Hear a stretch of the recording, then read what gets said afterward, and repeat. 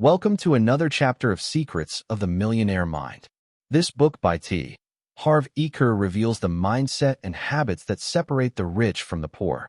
In this video, we'll break down powerful lessons that will help you build wealth and success. Let's get started. Your money blueprint. We live in a world of duality, up and down, light and dark, hot and cold, in and out, fast and slow, right and left. These are but a few examples of the thousands of opposite poles.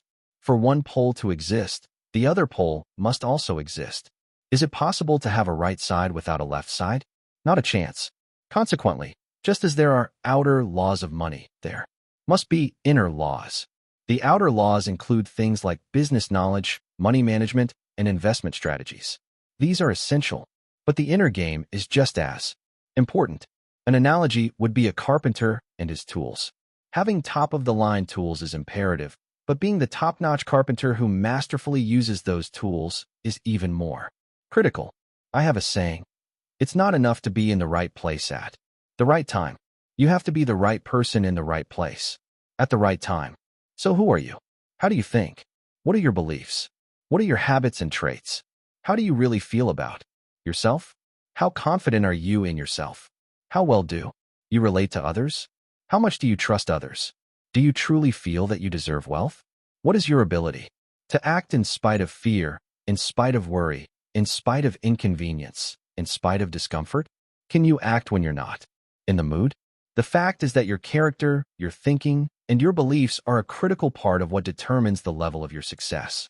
One of my favorite authors, Stuart Wilde, puts it this way: the key to success is to raise your own energy. When you do, people will naturally be attracted to you. And when they show up, Bill M. Wealth Principle. Your income can grow only to the extent you do. Why is your money blueprint important? Have you heard of people who have blown up financially? Have you noticed how some people have a lot of money and then lose it, or have excellent opportunities start well, but then go sour on them? Now you know the real cause. On the outside, it looks like bad luck, a downturn in the economy, a lousy partner, whatever. On the inside, however, it's another matter. That's why, if you come into big money when you're not ready for it on the inside, the chances are your wealth will be short-lived and you will lose it. The vast majority of people simply do not have the internal capacity to create and hold on to large amounts of money and the increased challenges that go with more money and success. That, my friends, is the primary reason they don't have much money. A perfect example is lottery winners. Research has shown again and again that regardless of the size of their winnings, most lottery winners eventually return to their original financial state, the amount they can comfortably handle. On the other hand, the opposite occurs for self-made millionaires. Notice that when self-made millionaires lose their money, they usually have it back within a relatively short time. Donald Trump is a good example. Trump was worth billions, lost everything, and then a couple of years later, got it all back again and more. Why does this phenomenon occur? Because even though some self-made millionaires may lose their money, they never lose the most important ingredient to their success, their millionaire mind. Of course, in the Donald's case, it's his billionaire mind. Do you realize Donald Trump could never be just a millionaire? If Donald Trump had a net worth of only $1 million, how do you think he'd feel about his financial success? Most people would agree that he'd probably feel broke, like a financial failure. That's because Donald Trump's financial thermostat is set for billions, not millions. Most people's financial thermostats are set for generating thousands, not millions of dollars. Some people's financial thermostats are set for generating hundreds, not even thousands. And some people's financial thermostats are set for below zero. They're frickin' freezing. And they don't have a clue as to why. The reality is that most people do not reach their full potential. Most people are not successful. Research shows that 80% of individuals will never be financially free in the way they'd like to be, and 80% will never claim to be truly happy. The reason is simple. Most people are unconscious. They are a little asleep at the wheel. They work and think on a superficial level of life, based only on what they can see. They live strictly in the visible world. The roots create the fruits. Imagine a tree. Let's suppose this tree represents the tree of life. On this tree there are fruits. In life, our fruits are called our results. So we look at the fruits, our results, and we don't like them. There aren't enough of them. They're too small, or they don't taste good. So what do we tend to do? Most of us put even more attention and focus on the fruits, our results. But what is it that actually creates those particular fruits? It's the seeds and the roots that create those fruits. It's what's under the ground that creates what's above the ground. It's what's invisible that creates what's visible. So what does that mean? It means that if you want to change the fruits, you will first have to change the roots. If you want to change the visible, you must first change the invisible. Wealth principle. If you want to change the fruits, you will first have to change the roots. If you want to change the visible, you must first change the invisible. Of course, some say that seeing is believing. The question I have for such people is, why do you bother paying your electric bill? Although you cannot see electricity, you can certainly recognize and use its power. If you have any doubt as to whether it exists, just stick your finger in an electric socket, and I guarantee that your doubts will quickly disappear. In my experience, what you cannot see in this world is far more powerful than anything you can see. You may or may not agree with this statement, but to the extent that you do not apply this principle in your life, you must be suffering. Why? Because you are going against the laws of nature, whereby what is under the ground creates what is above the ground, where what is invisible creates what is visible. As humans, we are a part of nature, not above it.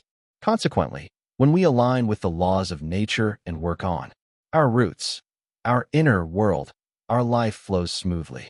When we don't, life gets rough.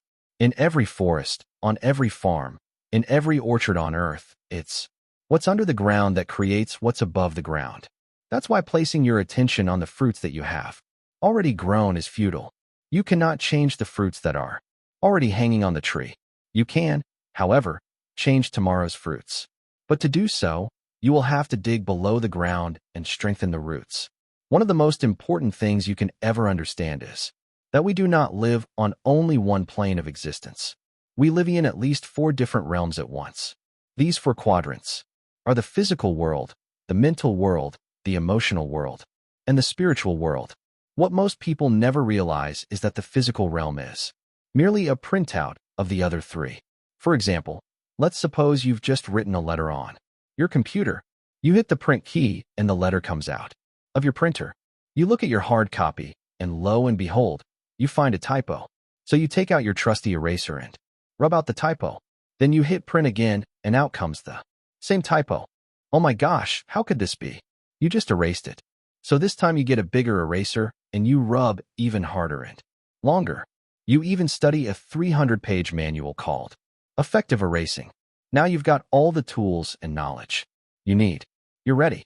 You hit print and there it is again. No way. You cry out, stunned in amazement. How could this be? What's going on here? Am I in the twilight zone? What's going on here is that the real problem cannot be changed in the printout, the physical world.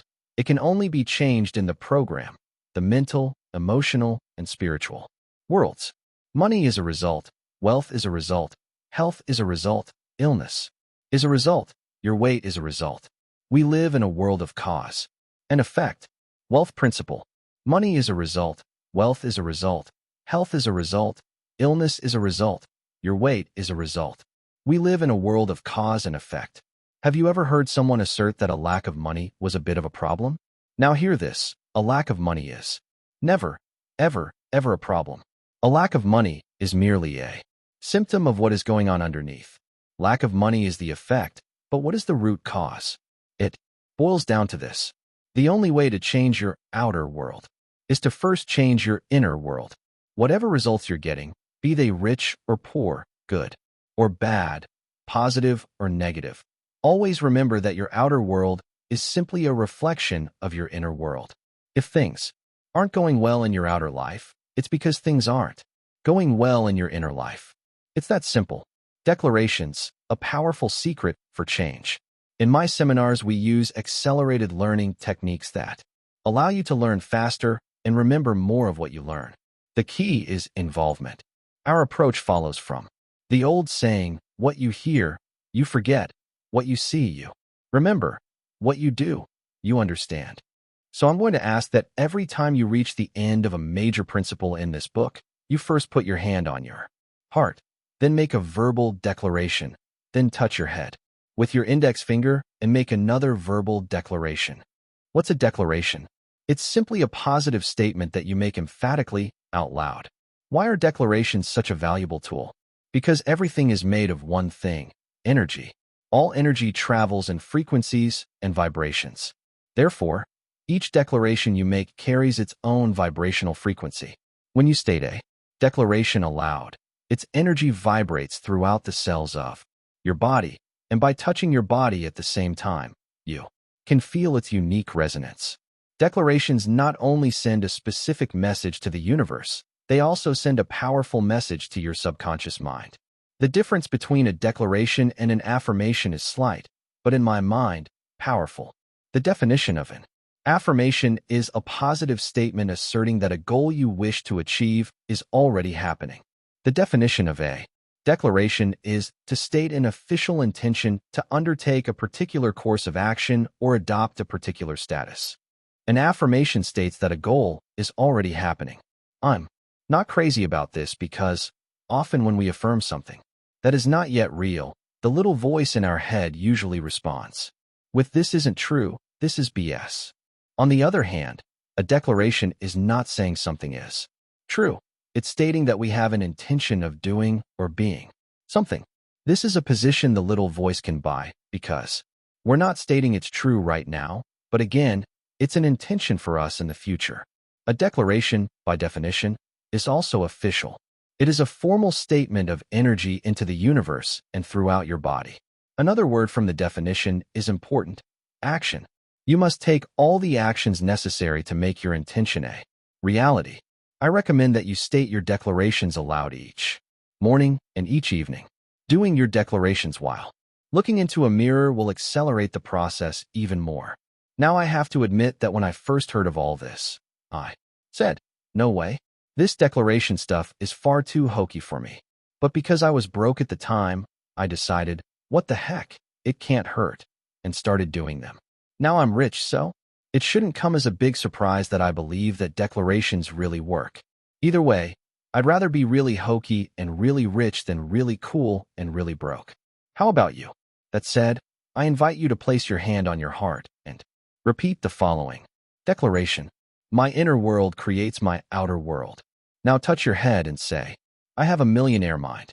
As a special bonus, if you go to www.millionairemindbook.com and click on Free Book Bonuses, we will give you a free list of all the declarations in this book presented in calligraphy, in a printable format, suitable for framing. What is your money blueprint, and how is it formed? Whether I'm appearing on radio or television, I'm well known for making the following statement. Give me 5 minutes, and I can predict your financial future for the rest of your life. Wealth principle. Give me 5 minutes, and I can predict your financial future for the rest of your life. How? In a short conversation, I can identify what's called your money and success blueprint. Each of us has a personal money and success blueprint already embedded in our subconscious mind. And this blueprint, more than anything and everything else combined, will determine your financial destiny. What is a money blueprint? As an analogy, let's consider the blueprint for a house, which is a preset plan or design for that particular home. In the same way, your money blueprint is simply your preset program or way of being in relation to money. I want to introduce you to an extremely important formula. It determines how you create your reality and wealth. Many of the most respected teachers in the field of human potential have used this formula as a foundation for their teachings. Called the process of manifestation, it goes like this. TFA equals R. Wealth principle. Thoughts lead to feelings. Feelings lead to actions. Actions lead to results. Your financial blueprint consists of a combination of your thoughts, feelings, and actions in the arena of money. So how is your money blueprint formed? The answer is simple. Your financial blueprint consists primarily of the information or programming you received in the past, and especially as a young child. Who were the primary sources of this programming or conditioning? For most people, the list includes parents, siblings, friends, authority figures, teachers, religious leaders, media, and your culture, to name a few. Let's take culture.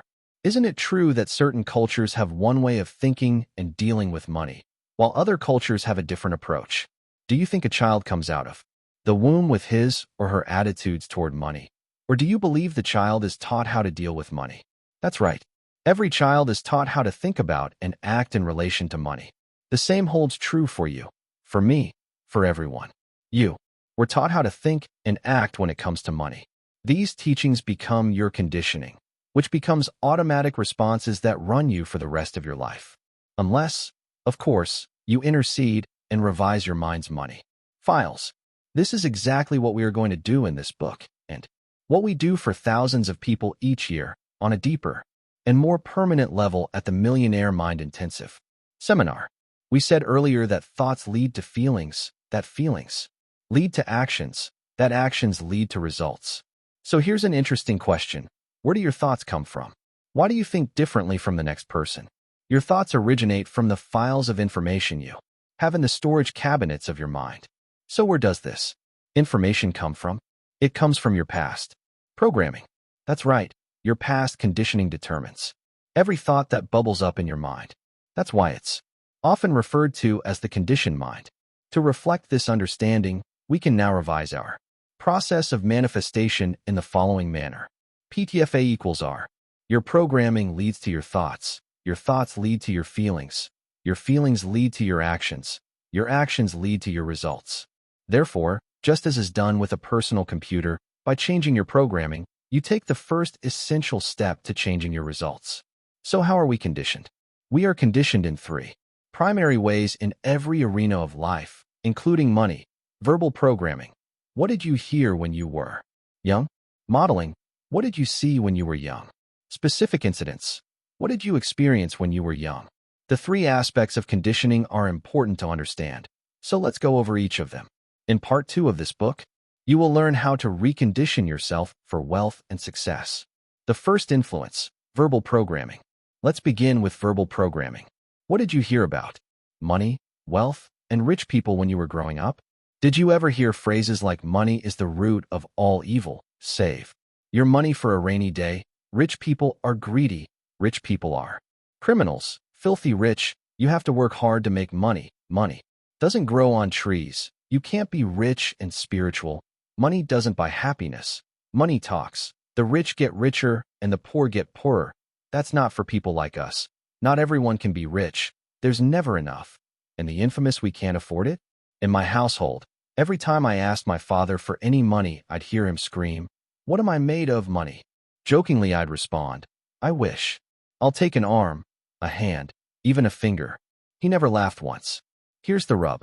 All the statements you heard about money when you were young remain in your subconscious mind as part of the blueprint that is running your financial life. Verbal conditioning is extremely powerful. For example, when my son, Jesse, was 3 years old, he ran over to me and excitedly said, "Daddy, let's go see the Ninja Turtle movie. It's playing near us." For the life of me, I couldn't figure out how this toddler could already be a master of geography. A couple of hours later, I got my answer in the form of a TV commercial advertising the movie, which had at the end the usual tagline, "Now playing at a theater near you." Another example of the power of verbal conditioning came at the expense of one of our Millionaire Mind seminar participants. Stephen didn't have a problem earning money. His challenge was keeping it. At the time Stephen came to the course, he was earning over $800,000 a year and had been doing so for the past 9 years. Yet he was still barely scraping by. Somehow he managed to spend his money, lend it, or lose it all by making poor investment decisions. Whatever the reason, his net worth was exactly 0. Stephen shared with us that when he was growing up, his mom always used to say, "Rich people are greedy. They make their money off the sweat of the poor. You should have just enough to get by. After that, you're a pig." It doesn't take a rocket scientist to figure out what was going on inside Stephen's subconscious mind. No wonder he was broke. He was verbally conditioned by his mother to believe that rich people are greedy. Therefore, his mind linked up rich with greedy, which of course is bad. Since he didn't want to be bad, subconsciously he couldn't be rich. Stephen loved his mom and didn't want her to disapprove of him. Obviously, based on her beliefs, if he were to get rich, she wouldn't approve. Therefore, the only thing for him to do was to get rid of any extra money beyond just getting by. Otherwise, he'd be a pig. Now, you would think that in choosing between being rich and being approved of by mom or anyone else for that matter, most people would take being rich. Not a chance. The mind just doesn't work that way. Sure, riches would seem to be the logical choice. But when the subconscious mind must choose between deeply rooted emotions and logic, emotions will almost always win. Wealth principle. When the subconscious mind must choose between deeply rooted emotions and logic, emotions will almost always win. Let's get back to our story. In less than 10 minutes at the course, using some extremely effective experiential techniques, Stephen's money blueprint changed dramatically. In only 2 years, he went from being broke to becoming a millionaire. At the course, Stephen began to understand that these non-supportive beliefs were his mom's, based on her past programming, and not his. We then took it a step further and helped him to create a strategy whereby he wouldn't lose his mother's approval if he got rich. It was simple. His mom loved Hawaii, so Stephen invested in a beachfront condo on Maui. He sends her there for the entire winter. She's in heaven, and so is he. First, she now loves that he's rich and tells everyone how generous he is. Second, he doesn't have to deal with her for 6 months of the year. Brilliant. In my own life, after a slow start, I began doing well in business, but never seemed to make money with my stocks. In becoming aware of my money blueprint, I recalled that when I was young, each day after work, my dad would sit down at the dinner table with the newspaper, check the stock pages, slam his fist on the table, and shout, "Those stinking stocks." He then spent the next half hour ranting about how stupid the whole system is and how you have a better chance of making money playing the slot machines in Las Vegas. Now that you understand the power of verbal conditioning, can you see that it's no wonder I couldn't make any money in the stock market? I was literally programmed to fail, programmed to unconsciously pick the wrong stock at the wrong price at the wrong time. Why? To subconsciously validate my money blueprint that said, stocks stink. All I can say is, by digging out this massive, toxic weed from my inner financial garden, I began getting inundated with more fruits. Virtually the day after I reconditioned myself, the stocks I chose began to boom, and I've continued to have amazing success in the stock market ever since. It seems incredibly strange, but when you really understand how the money blueprint works, it makes perfect sense. Again, your subconscious conditioning determines your thinking. Your thinking determines your decisions, and your decisions determine your actions, which eventually determine your outcomes. There are 4 key elements of change, each of which is essential in reprogramming your financial blueprint. They are simple but profoundly powerful. The first element of change is awareness. You can't change something unless you know it exists. The second element of change is understanding. By understanding where your way of thinking originates, you can recognize that it has to come from outside you. The third element of change is disassociation. Once you realize this way of thinking isn't you, you can separate yourself from it and choose in the present whether to keep it or let it go, based on who you are today and where you want to be tomorrow. You can observe this way of thinking and see it for what it is, a file of information that was stored in your mind a long, long time ago and may not hold any truth or value for you anymore. The fourth element of change is reconditioning. We will begin this process in part 2 of this book, where we will introduce you to the mental files that generate wealth. Should you want to take this a step further, I invite you to attend the Millionaire Mind-Intensive Seminar, where you will be led through a series of powerful experiential techniques that will rewire your subconscious on a cellular and permanent level, retraining your mind to respond supportively in terms of money and success.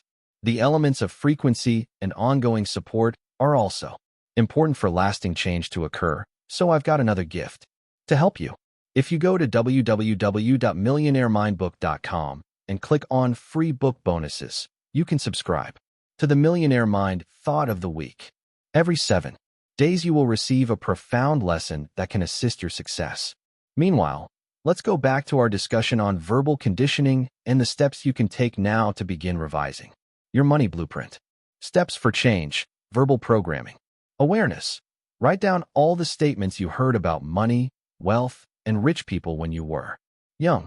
Understanding. Write down how you believe these statements have affected your financial life so far. Disassociation. Can you see that these thoughts represent only what you learned and are not part of your anatomy and not who you are? Can you see that you have a choice in the present moment to be different? Declaration. Place your hand over your heart and say, "What I heard about money isn't necessarily true. I choose to adopt new ways of thinking that support my happiness and success." Touch your head and say, "I have a millionaire mind." The second influence, modeling. The second way we are conditioned is called modeling. What were your parents or guardians like in the arena of money? When you were growing up, did one or both of them manage their money well, or did they mismanage it? Were they spenders or savers? Were they shrewd investors, or were they non-investors? Were they risk-takers or conservative?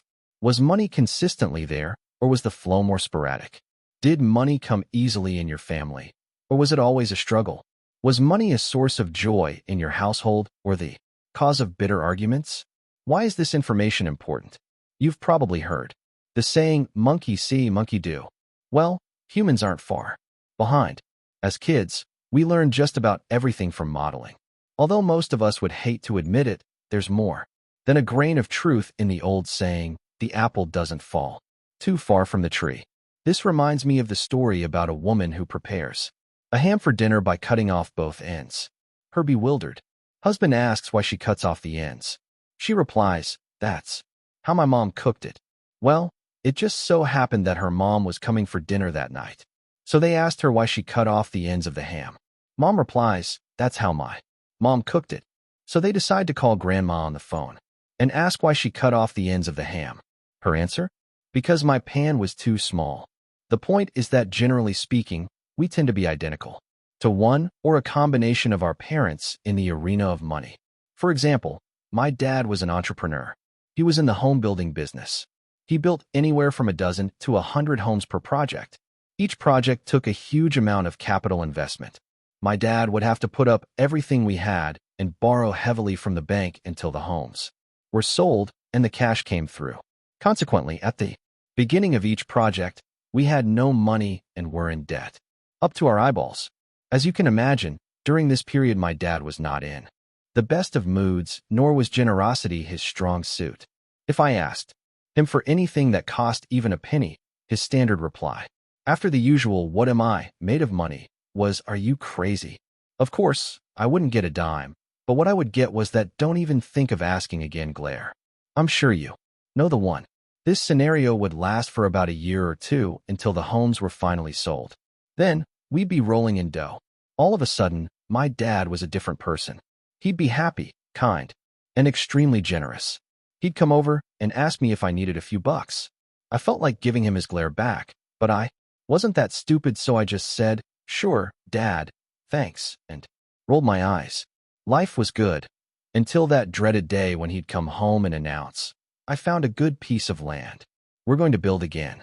I distinctly remember saying, "Great, Dad, good luck," as my heart sank, knowing the struggle that was about to unfold again. This pattern lasted from the time I could remember, when I was about 6, until the age of 21, when I moved out of my parents' house for good. Then it stopped, or so I thought. At 21 years of age, I finished school and became, you guessed it, a builder. I then went on to several other types of project-based businesses. For some strange reason, I'd make a small fortune, but just a short time later, I'd be broke. I'd get into another business and believe I was on top of the world again, only to hit bottom a year later. This up and down pattern went on for nearly 10 years, before I realized that maybe the problem wasn't the type of business I was choosing, the partners I was choosing, the employees I had, the state of the economy, or my decision to take time off and relax when things were going well. I finally recognized that maybe, just maybe, I was unconsciously reliving my dad's up and down income pattern. All I can say is, thank goodness I learned what you're learning in this book and was able to recondition myself out of that yo-yo model and into having a consistently growing income. Today, the urge to change when things are going well and to sabotage myself in the process still comes up. But now, there's another file in my mind that observes this feeling and says, "Thank you for sharing. Now let's get refocused and Back to work. Another example comes from one of my seminars in Orlando, Florida. As usual, people were filing up to the stage, one by one, to get an autograph and say hello or thank you or whatever. I'll never forget one older gentleman because he came up sobbing. He could barely catch his breath and kept wiping his tears with his sleeve. I asked him what was wrong. He said, "I'm 63 years old and I've been reading books and going to seminars since they were invented. I've seen every speaker and tried everything they taught. I've tried stocks, real estate, and been in over a dozen different businesses. I went back to university and got an MBA. I've got more knowledge than 10 average men, yet I've never made it. Financially, I'd always get a good start but end up empty-handed, and in all those years I never knew why. I thought I must just be plain old stupid, until today. Finally, after listening to you and doing the processes, it all makes sense. There's nothing wrong with me. I just had my dad's money blueprint stuck in my head, and that's been my nemesis. My dad went through the heart of the Depression era. Every day, he would try getting jobs or selling things and come home empty-handed. I wish I would have understood modeling and money patterns 40 years ago. What a waste of time all that learning and knowledge has been." He began to cry even harder. I replied, "No way is your knowledge a waste of time. It has just been latent, waiting in a mind bank, waiting for the opportunity to come out. Now that you've formulated a success blueprint, everything you've ever learned will become usable and you will skyrocket to success." For most of us, when we hear the truth, we know it. He started to lighten up and began breathing deeply again. Then a big grin came across his face. He gave me the biggest hug and said, "Thank you, thank you, thank you." Last I heard from him, everything was booming. He has accumulated more wealth in the last 18 months than in the past 18 years combined. I love it. Again, you can have all the knowledge and skills in the world, but if your blueprint isn't set for success, you're financially doomed. We often get seminar participants whose parents were involved in World War II or who lived through the Depression. These people are often in shock when they realize how much their parents' experiences have influenced their beliefs and habits around money. Some spend like crazy because you could easily lose all your money, so you might as well enjoy it while you can. Others go the opposite route. They hoard their money and save for a rainy day. A word of wisdom: saving for a rainy day might sound like a good idea, but it can create big problems. One of the principles we teach in another of our courses is the power of intention. If you are saving your money for a rainy day, what are you going to get? Rainy days. Stop doing that. Instead of saving for a rainy day, focus on saving for a joyous day or for the day you win your financial freedom. Then, by virtue of the law of intention, that's exactly what you will get. Earlier, we said that most of us tend to be identical to one or both parents in the arena of money, but there's also the flip side of the coin. Some of us end up being exactly the opposite of one or both parents. Why would that happen? Do the words anger and rebellion ring a bell? In short, it just depends on how ticked off you were at them. Unfortunately, as little kids, we can't say to our parents, "Mom and Dad, have a seat. I'd like to discuss something with you. I'm not fond of the way you're managing your money, or, for that matter, your lives, and therefore, when I become an adult, I'll be doing things quite differently. I hope you understand. Good night now and pleasant dreams." No, no, no, it doesn't go quite that way. Instead, when our buttons are pushed, we generally freak out, and what comes out sounds more like, "I hate you. I'll never be like you. When I grow up, I'm going to be rich. Then I'll get whatever I want, whether you like it or not." Then we run to our bedroom, slam the door, and start pounding our pillow or whatever else is at hand to vent our frustration. Many people who come from poor families become angry and rebellious about it. Often they either go out and get rich or at least have the motivation to do so. But there's one little hiccup, which is actually a big burp. Whether such people get rich or work their buns off trying to become successful, they are not usually happy. Why? Because the root of their wealth or motivation for money is anger and resentment. Consequently, money and anger become linked in their minds. And the more money such individuals have or strive for, the angrier they get. Eventually, the higher self says, "I'm tired of being angry and stressed out. I just want to be peaceful and happy. So they ask the same mind that created the link what to do about this situation. To which their mind answers, if you want to get rid of your anger, you're going to have to get rid of your money. So they do. They subconsciously get rid of their money. They overspend or make a poor investment decision or get a financially disastrous divorce, or they sabotage their success in some other way. But no matter, because now these folks are happy, right? Wrong. Things are even worse because now they're not just angry, they're broke and angry. They got rid of the wrong thing. They got rid of the money instead of the anger, the fruit, instead of the root. Meanwhile, the real issue is, and always was, the anger between them and their parents. And until that anger is resolved, they will never be truly happy or peaceful regardless of how much money they have or don't have. The reason or motivation you have for making money or creating success is vital. If your motivation for acquiring money or success comes from a non-supportive root such as fear, anger, or the need to prove yourself, your money will never bring you happiness. Wealth principle. If your motivation for acquiring money or success comes from a non-supportive root such as fear, anger, or the need to prove yourself, your money will never bring you happiness. Why? Because you can't solve any of these issues with money. Take fear, for instance. During my seminars, I asked the audience, how many of you would cite fear as your primary motivation for success? Not many people put up their hand. However, then I ask, how many of you would cite security as one of your main motivators for success? Almost everyone puts up his or her hand. But get this, security and fear are both motivated by the same thing. Seeking security comes from insecurity, which is based in fear. So, will more money dissolve the fear? You wish. But the answer is absolutely not. Why? Because money is not the root of the problem. Fear is. What's even worse is that fear is not just a problem, it's a habit. Therefore, making more money will only change the kind of fear we have. When we were broke, we were most likely afraid we'd never make it or never have enough. Once we make it, however, our fear usually changes to what if I lose what I've made, or everyone's going to want what I have, or I'm going to get creamed in taxes. In short, until we get to the root of this issue and dissolve the fear, no amount of money will help. Of course, given a choice, most of us would rather worry about having money and losing it than not having money at all. But neither are overly enlightened ways to live. As with those of us driven by fear, many people are motivated to achieve financial success to prove they are good enough. We'll cover this challenge in detail in part 2 of this book. But for now, just realize that no amount of money can ever make you good enough. Money can't make you something you already are.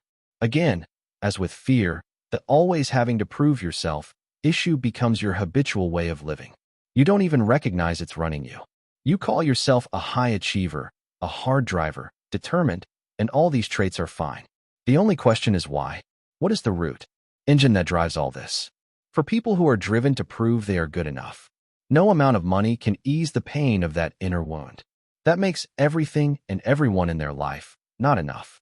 No amount of money, or anything else for that matter, will ever be enough for people who feel they are not good enough themselves. Again, it's all about you. Remember, your inner world reflects your outer world. If you believe you are not enough, you will validate that belief and create the reality that you don't have enough.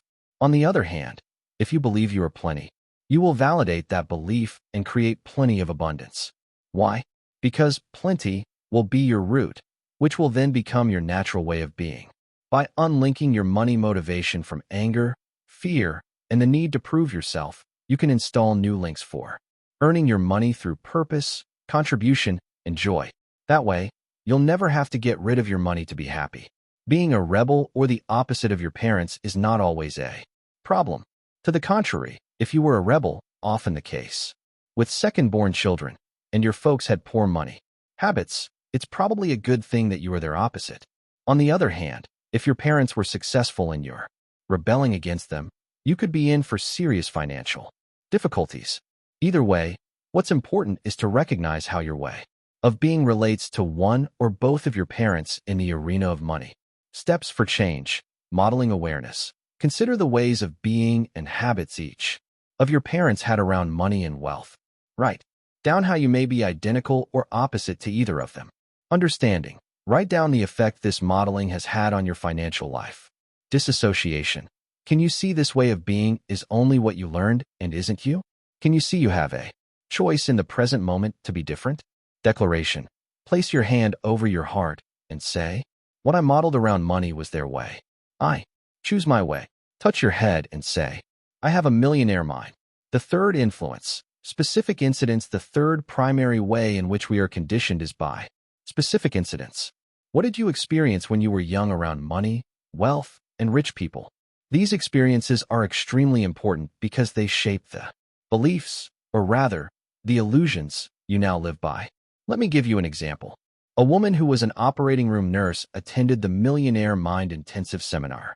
Josie had an excellent income, but somehow she always spent all of her money. When we dug a little deeper, she revealed that when she was 11 years old, she remembers being at a Chinese restaurant with her parents and her sister. Her mom and dad were having yet another bitter argument about money. Her dad was standing up, screaming, and slamming his fist on the table. She remembers him turning red, then blue, then falling to the floor from a heart attack. She was on the swim team at school and had CPR training, which she administered, but to no avail. Her father died in her arms. And so, from that day forth, Josie's mind linked money with pain. It's no wonder then that as an adult, she subconsciously got rid of all of her money in an effort to get rid of her pain. It's also interesting to note that she became a nurse. Why? Is it possible that she was still trying to save her dad? At the course, we helped Josie identify her old money blueprint and revise it. Today, she's well on her way to becoming financially free. She's also not a nurse anymore. Not that she didn't enjoy her job. It's just that she was in the nursing profession for the wrong reason. She's now a financial planner, still helping people, but this time one-on-one, to understand how their past programming runs every aspect of their financial lives. Let me give you another example of a specific incident, one that's closer to home. When my wife was 8 years old, she would hear the clanging bells of the ice cream truck coming down the street. She would run to her mom and ask for a quarter. Her mom would reply, "Sorry, dear, I don't have any money. Go ask Dad. Dad's got all the money." My wife would then go ask her dad. He'd give her a quarter, she'd go get her ice cream cone, and she was a happy camper. Week after week, the same incident would repeat itself. So, what did my wife learn about money? First, that men have all the money. So once we got married, what do you think she expected of me? That's right, money. And I'll tell you what, she wasn't asking for quarters anymore. Somehow she'd graduated. Second, she learned that women don't have money. If her mom, the deity, didn't have money, obviously this is the way she should be. To validate that way of being, she would subconsciously get rid of all her money. She was quite precise about it too. If you gave her $100, she'd spend $100. If you gave her $200, she'd spend $200. If you gave her $500, she'd spend $500. And if you gave her $1,000, she'd spend $1,000. Then she took one of my courses and learned all about the art of leverage. I gave her $2,000. She spent $10,000. I tried to explain, "No, honey, leverage means we're the ones who are supposed to get the $10,000, not spend it." Somehow it just wasn't sinking in. The only thing we ever fought about was money. It almost cost us our marriage. What we didn't know at the time was that the meanings each of us attributed to money were radically different. To my wife, money meant immediate pleasure, as in enjoying her ice cream. I, on the other hand, grew up with the belief that money was meant to be accumulated as the means to create freedom. As far as I was concerned, whenever my wife spent money, she wasn't spending money, she was spending our future, freedom. And as far as she was concerned, whenever I held her back from spending, I was taking away her pleasure in life. Thank goodness we learned how to revise each of our money blueprints and, more importantly, create a third money blueprint specifically for the relationship. Success story from Deborah Shamatoff. From Deborah Shamatoff. To T. Harv Eker. Subject: financially free. Harv. Today, I have 18 sources of passive income and I no longer need a job. Yes, I am rich, but more importantly, my life is enriched joyful, and abundant. But it wasn't always this way. Money used to be a burden to me. I trusted strangers to manage my financial affairs just so I wouldn't have to deal with it. I lost almost everything during the last stock market crash, and I didn't even realize it until it was too late. More importantly, I lost my self-respect. Paralyzed with fear, shame, and hopelessness, I withdrew from everyone and everything around me. I continued to punish myself, right up until I was dragged to the millionaire mind. During that transformational weekend, I reclaimed my power and resolved to take control of my own financial destiny. I embraced the declarations of wealth and forgave myself for past mistakes, truly believing that I deserved to be wealthy. And now, I'm actually having fun managing my own money. I am financially free and know I always will be, because I have a millionaire mind. Thank you, Harv. Thank you. Does all this work? Let me put it this way. I've witnessed 3 miracles in my life. 1. The birth of my daughter. 2. The birth of my son. 3. My wife and I not fighting about money anymore. Statistics show that the #1 cause of all relationship breakups is money. The biggest reason behind the fights people have about money is not the money itself, but the mismatch of their blueprints. It doesn't matter how much money you have or don't have. If your blueprint doesn't match that of the person you're dealing with, you'll have a major challenge. This goes for married couples, dating couples, family relationships, and even business associates. The key is to comprehend that you are dealing with blueprints, not money. Once you recognize a person's money blueprint, you can deal with your partner in a way that works for both of you. You can begin by becoming aware that your partner's money files are probably not the same as yours. Instead of getting upset, choose understanding. Do your best to find out what's important to your partner in the arena of money and identify his or her motivations and fears. In this way, you'll be dealing with the roots instead of the fruits and have a good shot of making it work. Otherwise, no way, Jose. One of the most important things you will learn, should you decide to attend the Millionaire Mind Intensive Seminar, is how to recognize your partner's money blueprint as well as how to create a brand new blueprint between both of you that helps you as partners get what you really want. It is truly a blessing to be able to do this, as it alleviates one of the biggest causes of pain for most people. Steps for change, specific incidents. Here's an exercise you can do with your partner. Sit down and discuss the history each of you brings to your thoughts about money, what you heard when you were young, what was modeled in your family, and any emotional incidents that occurred. Also, find out what money really means to your partner.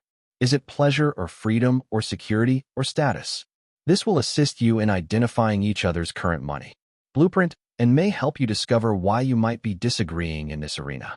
Next, discuss what you want today not as individuals, but as a partnership.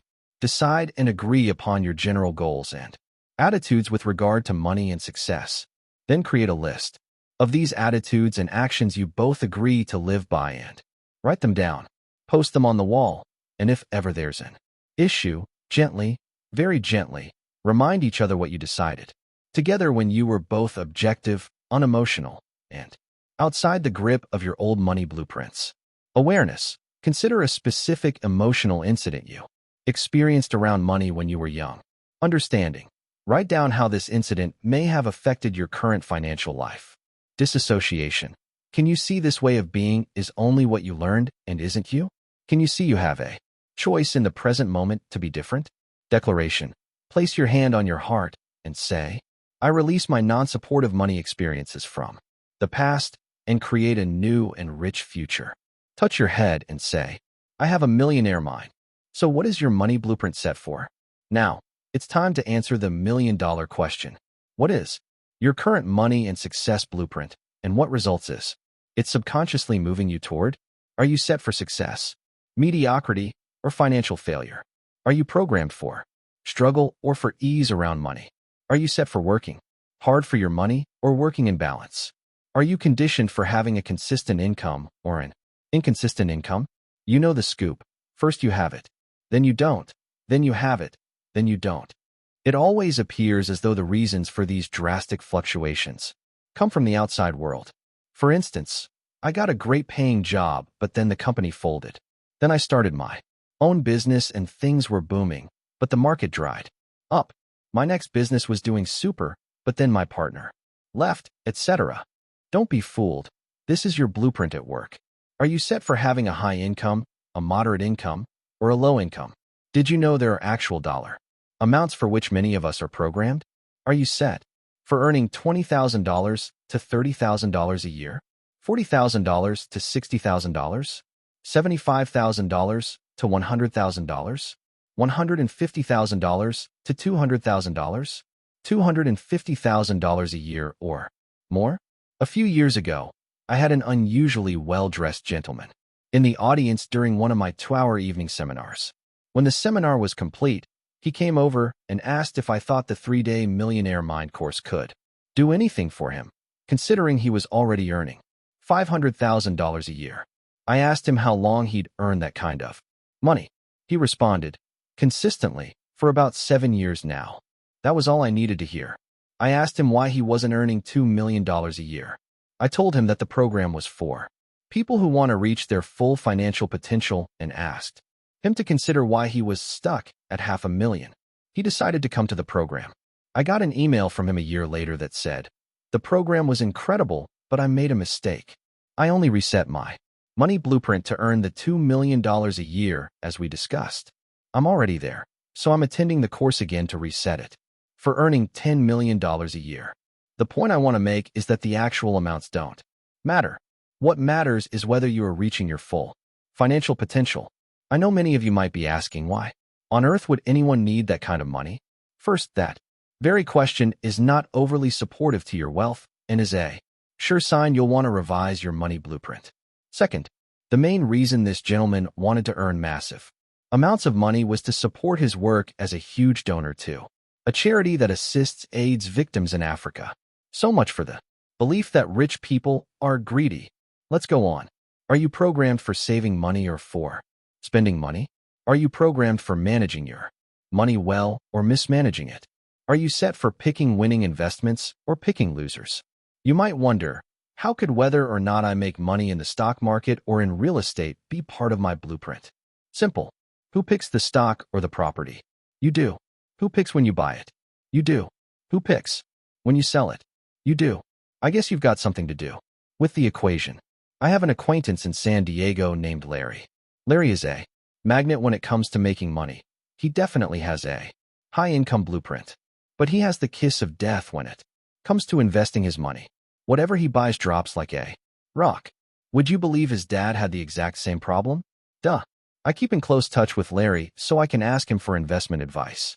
It is always perfect, perfectly wrong. Whatever Larry suggests, I go the other way. I love Larry.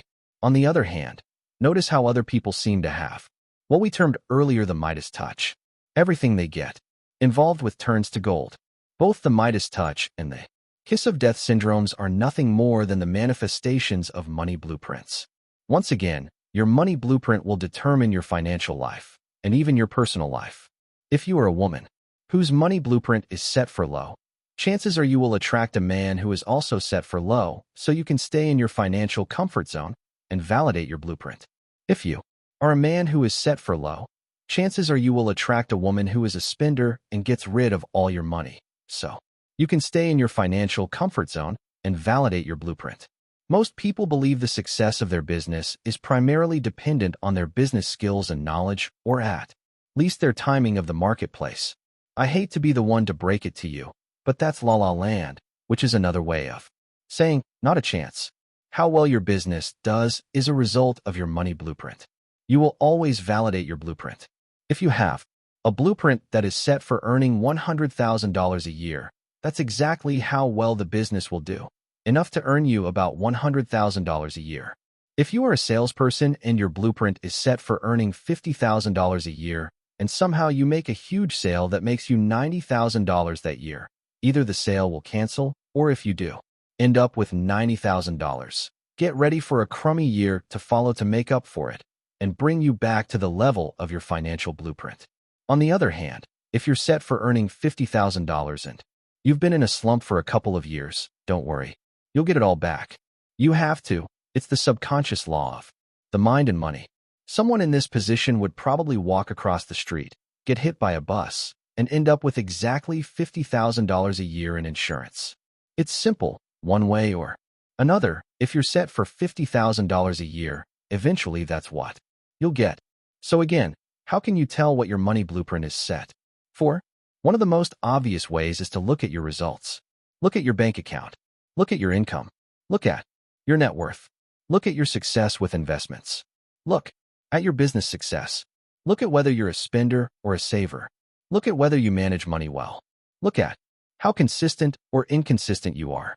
Look at how hard you work for your money. Look at your relationships that involve money. Is money a struggle, or does it come to you easily? Do you own a business, or do you have a job? Do you stick with one business or job for a long time, or do you jump around a lot? Your blueprint is like a thermostat.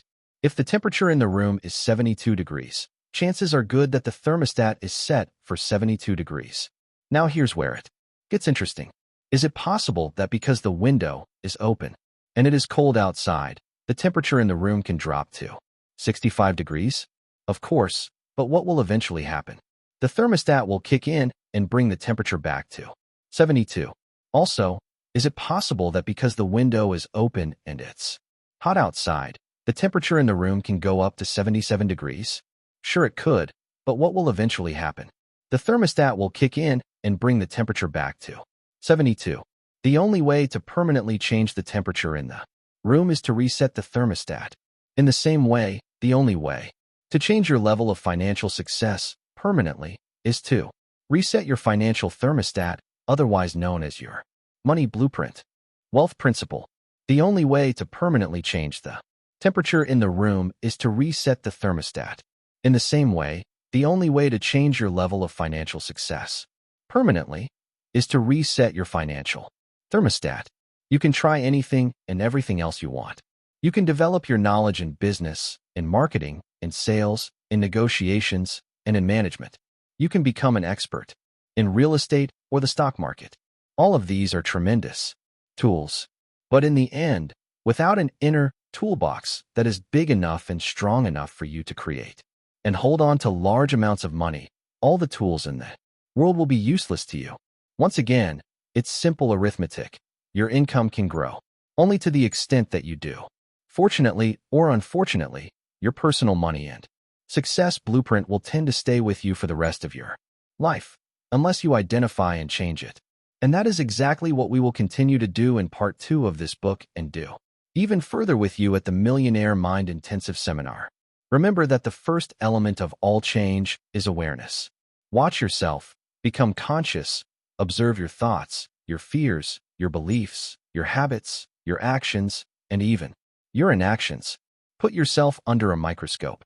Study yourself. Most of us believe that we live our lives based on choice. Not usually.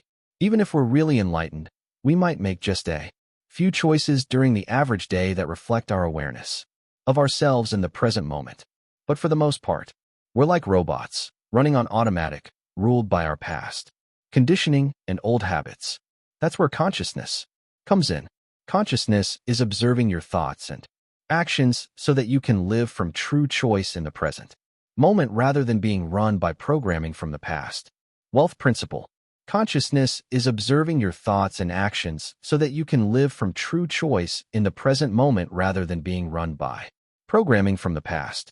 By achieving consciousness, we can live from who we are today rather than who we were yesterday.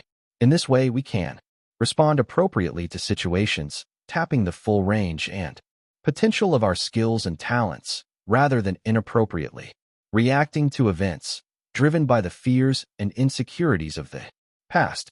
Once you are conscious, you can see your programming for what it is, simply a recording of information you received and believed in the past when you were too young to know any better. You can see that this conditioning is not who you are, but who you learn to be. You can see that you are not the recording, but the recorder. You are not the content in the glass, but the glass itself. You are not the software, but the hardware. Yes, genetics may play a role, and yes, spiritual aspects may come into play, but much of what shapes who you are comes from other people's beliefs and information. As I suggested earlier, beliefs are not necessarily true or false or right or wrong, but regardless of their validity, Beliefs are opinions that are passed around and then down from generation to generation to you. Knowing this, you can consciously choose to release any belief or way of being that is not supportive to your wealth, and you can replace it with one that is. In our courses, we teach that no thought lives in your head rent-free. Each thought you have will either be an investment or a cost. It will either move you toward happiness and success or away from it. It will either empower you or disempower you. That's why it is imperative you choose your thoughts and beliefs wisely. Realize that your thoughts and beliefs aren't who you are, and they are not necessarily attached to you. As precious as you believe them to be, they have no more importance and meaning than you give them. Nothing has meaning except for the meaning you give it. Recall how at the beginning of this book I suggested you don't believe a word I say. Well, if you really want to take off in your life, don't believe a word you say. And if you want instant enlightenment, don't believe a thought you think. Meanwhile, if you're like most people, you're going to believe something, so you might as well adopt beliefs that support you. Rich beliefs. Remember, thoughts lead to feelings, which lead to actions, which lead to results. You can choose to think and act like rich people do and therefore create the results that rich people create. The question is, how do rich people think and act? That's exactly what you'll discover in part 2 of this book. If you want to change your financial life forever, read on. Declaration.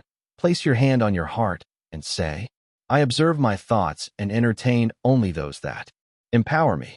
Touch your head and say, I have a millionaire mind. Success story from Rhonda and Bob Baines. From Rhonda and Bob Baines to T. Harv Eker. Subject. We feel free. We went to the Millionaire Mind Intensive not really knowing what to expect. We were very impressed with the results. Before attending the seminar, we were having a lot of money problems. We never seemed to get ahead. We would continually be in debt and not know why. We would pay off our credit cards, usually from a large bonus at work, only to get back into debt within 6 months. It did not matter how much money we made. We were very frustrated and argued a lot. Then we attended Millionaire Mind.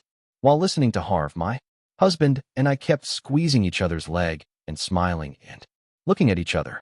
We heard so much information that had us saying, no wonder, oh, so that's why everything makes sense now. We were very excited. We learned how he and I think so differently when it comes to money, how he is a spender and how I am an avoider. What a horrible combination. After hearing the information, we stopped blaming each other and started understanding each other and ultimately started to appreciate and love each other more. It is almost a year later, and we still do not argue about money. We just talk about what we learned. We are no longer in debt.